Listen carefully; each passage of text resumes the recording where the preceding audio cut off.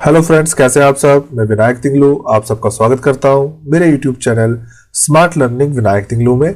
मेरी जो आज की वीडियो रहेगी माइक्रोसॉफ्ट एक्सेल पे रहेगी। टॉपिक रहेगा इफ एरर फंक्शन।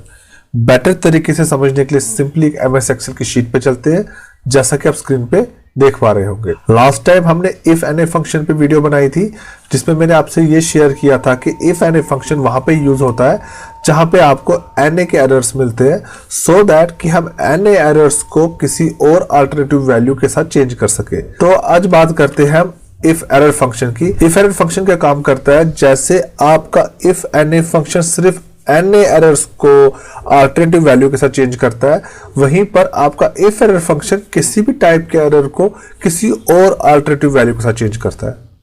एग्जाम्पल के तौर पे आप जैसे देख सकते हैं, यहाँ पे फर्स्ट नंबर दिए हैं मैंने, फिर सेकंड नंबर दिए हैं। हम इन दोनों का डिवीजन करेंगे और जो रिजल्ट आएगा उसमें 2-3 जगह पे कुछ एरर्स आएंगे। जैसे कि आप देख पा रहे होंगे 326 को मैं 0 के साथ डिवाइड करूंगा तो ये अनडिफाइंड है, तो इसमें एरर आएगा।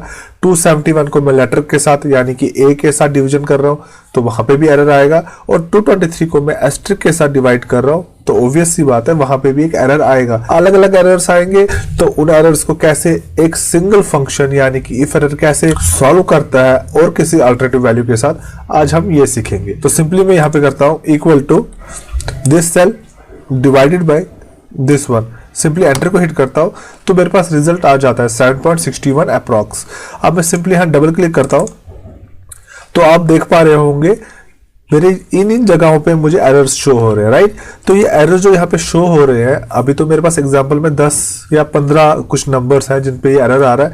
मे बी आपका डेटा बहुत बड़ा हो जिसपे हंड्रेड्स में थाउजेंड्स में वर्कआउट करना हो आपको, और वहां पे अगर ऐसे मल्टीपल एरर्स आपको मिलते हैं तो उनको फिक्स करने का सबसे बेटर अच्छा तरीका है इफ एरर, जो कि हर एक टाइप के एरर्स के लिए एक अल्टरनेटिव वैल्यू आपको दे देगा। अब इफ एरर फंक्शन को यूज करते हैं, जिसके लिए सिंपली मैं लिखूंगा equal to if error, tab key को हिट करता हूं। सबसे पहले मुझसे वैल्यू पूछी जाती है, तो मेरी वैल्यू सेम यही रहेगी जो मैंने यहां पे किया है, यानी कि मैं यहां पे ए के सेल्स को बी के सेल्स के साथ डिवीजन करूंगा, यानी कि this cell divided by this one. इतना करने के बाद मैं कॉमा का यूज करता हूं। मुझसे पूछा जाता है वैल्यू इफ एरर, यानी कि अगर आपकी वैल्यू में कोई एरर आता है तो क्या करना चाहेंगे। अगर मैं चाहता हूं जस्ट ब्लैंक रहे तो मैं कोड के साथ एक स्पेस देके फिर से कोड देता हूं, पैरेंथेसिस को क्लोज करता हूं और एंटर हिट करता हूं, तो मुझे रिजल्ट मिल जाएगा। यानी कि जहां जहां पे एरर्स थे वहां पे ब्लैंक आ रहा है, जैसा कि आप देख पा रहे होंगे। पर मैं चाहता हूं वो ब्लैंक ना आए, वहां पे कुछ लिखा हुआ है या किसी भी टाइप का साइन आए, तो वो भी कर सकते हैं। जस्ट लाइक मैं यहाँ पे इस फंक्शन में डबल क्लिक करता हूं, जो मैंने कोड्स को ब्लैंक रखा था यहाँ पे मैं लिख देता हूं प्लीज चेक वंस। एक बार प्लीज देख लीजिए, है ना, प्लीज चेक वंस। जब मैं एंटर को हिट करता हूं तो अभी तो वो मैंने प्लीज चेक वंस इसमें लिखा है, बाकी पे अप्लाई नहीं हुआ है। जब मैं इधर डबल क्लिक करूंगा तो अभी सब पे अप्लाई हो जाएगा, और आप देखेंगे जहां जहां पे एरर था वहां पे लिखा हुआ आ रहा है प्लीज चेक वंस आपको यहाँ शो नहीं हो रहा क्योंकि इसकी विड्थ कम है, थोड़ा बढ़ा देता हूं। देखिए प्लीज चेक वंस। देखिए यहाँ पे डिवीजन का एक एरर है, यहाँ पे वैल्यू का एरर है, यहाँ पे भी वैल्यू का एरर है, मतलब डिफरेंट टाइप्स के एरर्स है और हर एक एरर पे ये वर्कआउट करता है। अगर आप देखना चाहते हैं कि ये नॉट अवेलेबल या नॉट एप्लीकेबल जिसे एनए कहते हैं, क्या उस पर वर्क करेगा, तो वो भी करके देख लेते हैं। जस्ट लाइक मैं यहाँ लिखता हूँ equal to V lookup, tab key को हिट करता हूँ, लुकअप वैल्यू को फॉर एग्जाम्पल मैं ऊपर ये सेल को ले लेता हूँ, कॉमा का यूज करता हूँ, टेबल एरे मेरा ये रहेगा कुछ इस तरीके से।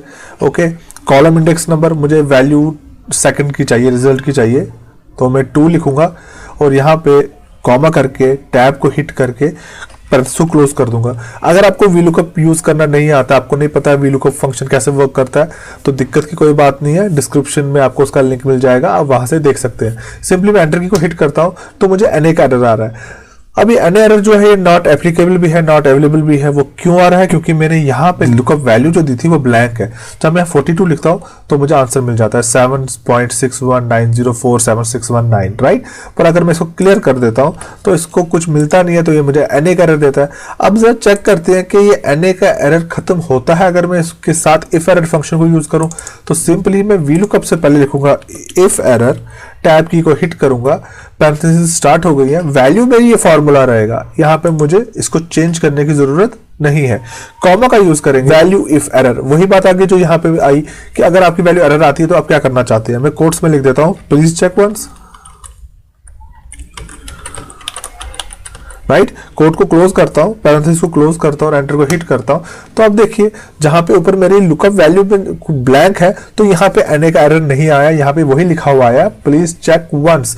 अब जब मैं यहाँ पे 42 को लिखूंगा तो ये मुझे रिजल्ट देगा जो कि इसने मुझे पहले दिया था। तो आई होप आप सीख गए होंगे इफ एरर फंक्शन का यूज क्यों किया जाता है और कैसे किया जाता है।